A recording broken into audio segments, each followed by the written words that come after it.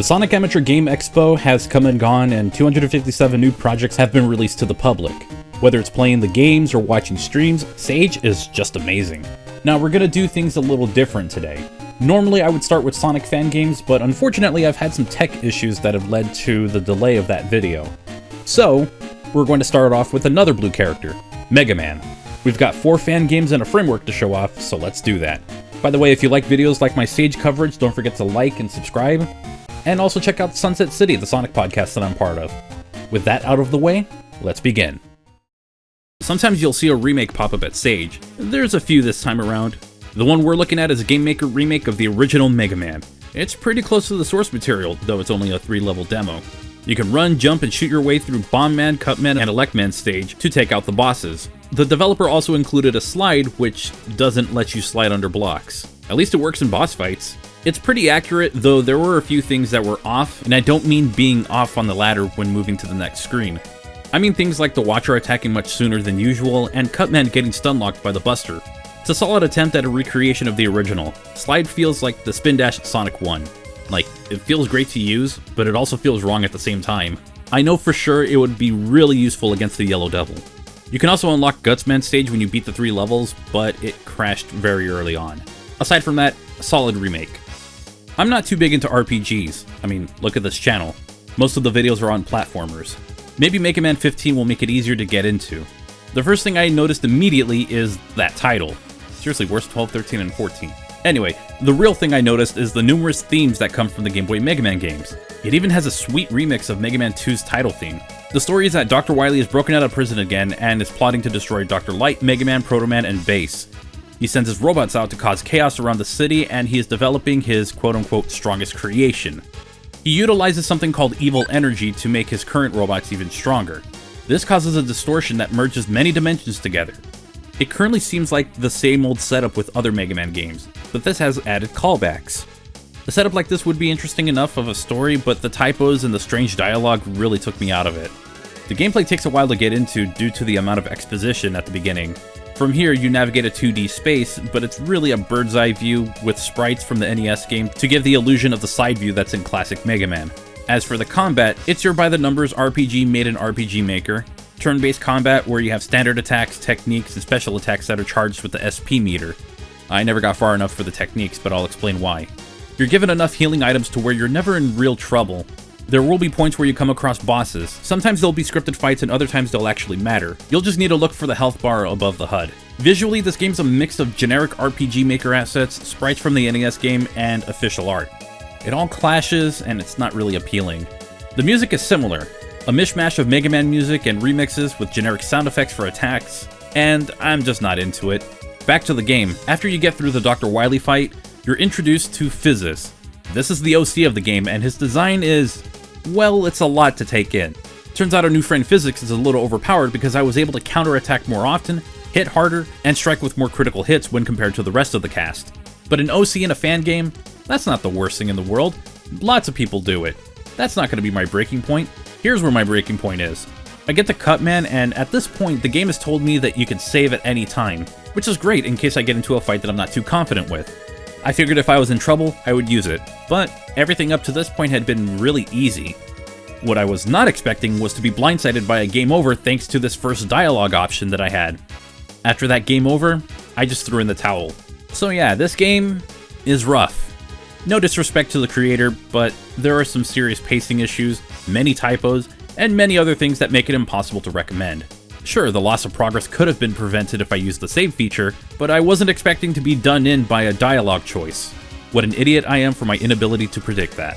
The one positive takeaway is that I really appreciate the love shown to the Game Boy games, but that's about it.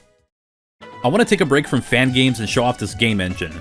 This is the Star Force 2D engine, and it's supposed to allow people to develop a Mega Man Star Force fan game, and while it was a bit buggy, I was able to try out some battles, run around a bit, and it totally reminds me of the Battle Network series, but restricted to one column. Technically it's a row in the official games. But the 2D game engine resembles a Battle Network game, and I am really digging it. You can battle solo in the engine release as well, though he's pretty tough. I don't have too much to say other than, when it didn't crash, it was really cool to try out, and it looks great. Play it if you can, and I look forward to any fan game that can be made utilizing this. we're going to look at Mega Man X Omega Blaster. This year there were two versions released, the remastered and the legacy versions. It's a fighting game similar to something like Mega Man The Power Battles. You're given two playable characters with their own movesets, and there are two modes, but it's pretty much one-player arcade and a versus mode. So I only played the arcade mode. You're given a tutorial to get used to your movesets and controls. It plays fine enough, but there's something else worth addressing. I will not criticize the developer for taking an existing game and making it look better with a remastered look. This, however, is not that. I first thought that there was some emulator filter in the game, or the sprites were AI upscaled. I wanted to just say AI because of how soft the sprites turned out, but that's due to the reshade filters on it. There's a few of them, but either way, I would never want to call this a definitive edition. If anything, the Legacy Edition is far more visually appealing, with the character sprites being clear, clean, and sharp, just the way I like them. Also because they're from the PS1 Mega Man X titles. Well, most of it. The only unappealing part of the Legacy version is actually something that's shared between both games. It's the random art used for character portraits. Aside from the sharp pixels in the Legacy version, if I had to praise anything else visually, it would have to be the background used in Axel the Red's stage. The rotation took me by surprise, and honestly, this is really freaking cool because the rest of it is all over the place in terms of quality, but this was actually awesome. Anyway, the game itself isn't too difficult to pick up. X is the one with the ranged attacks, and Zero uses his saber for up-close combat.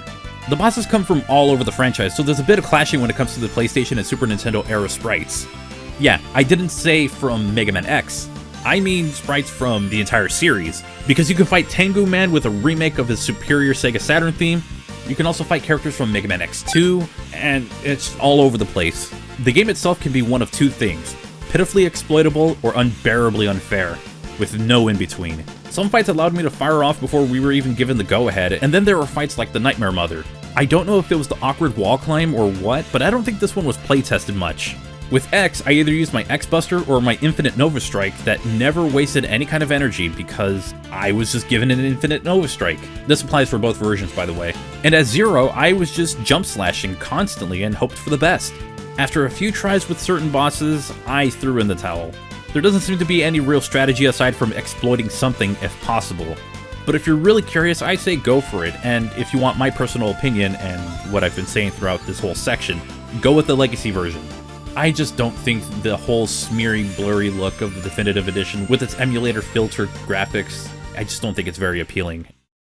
Mega Man X8 Demake is one that I've talked about in the past, though it only contained the intro level and a test level. I am happy to finally say that the fan game is complete. Just a heads up, there won't be a full review on this in this video. I'm just going to go over my experience, and if I ever decide to pick up the X games for a review marathon, kind of like how I'm doing with classic Mega Man, we'll talk about this one in greater detail. Until I heard about this project, I never really played Mega Man X8, but around the time of the Sage 2022 video, it seems like I did play it once so I can get an idea of what the source material is like. It also appears that it was so bad that I chose not to archive that stream, so I played it again. Yikes! Mega Man X8 is a rough game for someone who only really plays the SNES trilogy. The controls feel off, the 3D models make it a bit tougher to judge where to jump or to wall kick. The enemies are bullet sponges, and some of the attacks of the bosses are really a pain to put up with. I'm also not the biggest fan of playing as multiple characters, since you have this character swapping mechanic. If you run out of health for one character, or if you get stuck as that character, you can switch to someone else. I only really like playing as X in these games, so I wasn't really a fan of this character, Axel. And Zero, for as much as I love his design, not my thing. And after a couple of attempts through numerous levels, and only defeating one boss, I gave up because I didn't think it was worth continuing for the sake of talking about its demake. Now that we're on the topic of that demake, it is amazing how much of the jank is gone from the original, and this can actually be a very solid game. It just feels responsive, the graphics don't pose any issue with visibility or judging the distance of a jump or a wall kick. And again, visually, it looks like an upgraded SNES game, and the music is mostly from the original, which, real talk, that is something I really loved with both the original and the demake. I even think the weapons were very solid. Some of them had to be adjusted for this game, but damn do I love it. Some of them might be a little broken, but again, I'm just having a great time with this. Really, the only issue I had with this game is the difficulty of the bosses. According to the developer, the game was tailored towards Mega Man X veterans, so this isn't one you could just jump into. Hell, it took me a while to defeat my first Maverick, but in true Mega Man fashion, once you knock one over, they eventually start falling like dominoes. The battle starts off fine, maybe a little overwhelming at first, but the game really starts getting annoying with these desperation moves. I didn't really care for these because they either made you micromanage fighting a boss and also dealing with stage hazards, or unleash an attack that is very difficult to predict and leads to getting destroyed in seconds. This didn't apply to all of them, but it did apply to enough to where I considered putting down the controller. Thankfully I didn't, and I was able to make it to the boss rush. Unfortunately, I goofed with OBS and it stopped recording at the end of 8 levels. Look, I paused it so I can take a break, but then I forgot to unpause it, and I kept playing the game, and I'm so annoyed because I wanted to show you the fight against Vile because I exploited the crap out of one of the weapons, and it was just comedy. Use the weapon gained from Gravity Antonian. I have no idea if that's how I'm supposed to say that. But yeah, use the weapon from his stage, and you'll see exactly what I mean. Anyway, the boss rush is where you have to fight 2 Mavericks at the same time, and this is where I stopped. It's not so much for the opinion I hold on boss rushes in general, it's the fact that I understood what I was getting with this one, and at this point I wasn't really interested in fighting 2 bosses at the same time. I'll see the game to the end when the opportunity presents itself. If you're willing to tough it out, this game is worth trying, but if difficult games aren't your thing, maybe stay away from now. And honestly, the amount of effort and hard work that was put into creating this fan game, it's just mind-blowing how much progress was made. Especially that this took a little over 2 years to develop. So to the developer out there, congrats on the launch. Please nerf the desperation attacks. So those were the Mega Man games at Sage this year. The entries this time around are interesting. Obviously the X8 Demake is my personal favorite, but the Star Force 2D engine was really promising. Mega Man GMR is a showcase on how fans are able to accurately recreate the gameplay of the official titles. And to the devs whose games I criticized, which I'm pretty sure is all of them, I hope you're not discouraged by my words. I only intend on giving input on what I played, and I hope you can use this video as food for thought. Whether you do or don't, it's all good.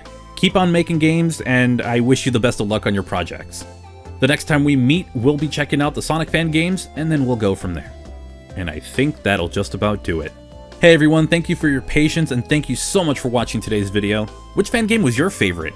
Let me know in the comment section down below, and if you're new to the channel and you want to watch more, subscribe. Hell, you can even like the video if you enjoyed it. Right now, I want to thank the supporters of this channel. The Chaos Tier members have their names on screen right now, but the Super Tier members get a verbal shoutout. They are Martin YT Plays and Jimmy Duke STR. If you want to go above and beyond and support with a monthly contribution like they did, you can become a member with the join button below this video, or you can use the link in the description to my Patreon page at patreon.com/GottaBeFrank. Lowest tier is $1, and I thank you for your extra support. It is greatly appreciated. I'm uploading on my second channel, Super Frank Plays again. I'm streaming on Twitch at twitch.tv/GottaBeFrank. I'm also one of 4 hosts on the Sunset City podcast, and I'm also on social media. So if you want links to any of that stuff, they are in the description. Feel free to check them out.